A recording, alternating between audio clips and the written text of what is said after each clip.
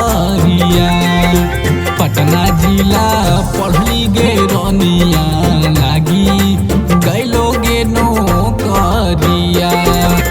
पटना जिला पढ़ली गे रनिया लागी गैलोगे नौकरिया।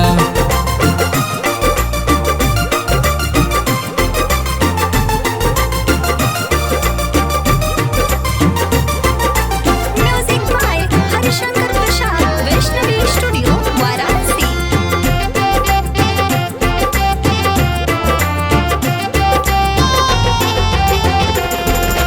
तोहर के घुमाइब रानी मुंबई सहरिया।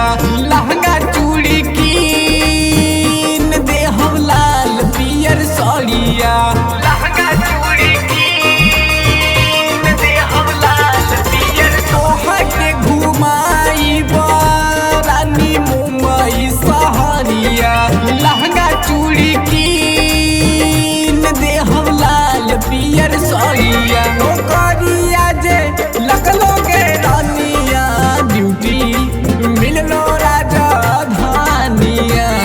नौकरिया जे लगलोगे रानिया ड्यूटी मिललो राजधानिया। पटना जिला पढ़ली गे रानिया लागी गैलोगे नौकरिया। बनारस जिला पढ़ली गे रानिया लागी गैलोगे नौकरिया।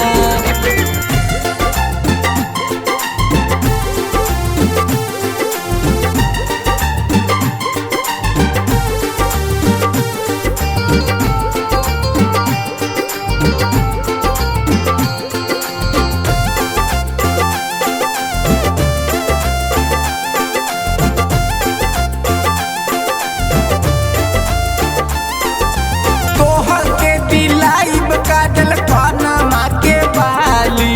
दाऊ गुरु के गोद में आई जइहा हाली। दाऊ गुरु के गोद में आई जइहा हाली। हरि शंकर मालिक जब हवे तोहरा साथ हो तबो काहे करेलू चिंता वाली बात हो। पटना से पायल दिलाई बछप रास छा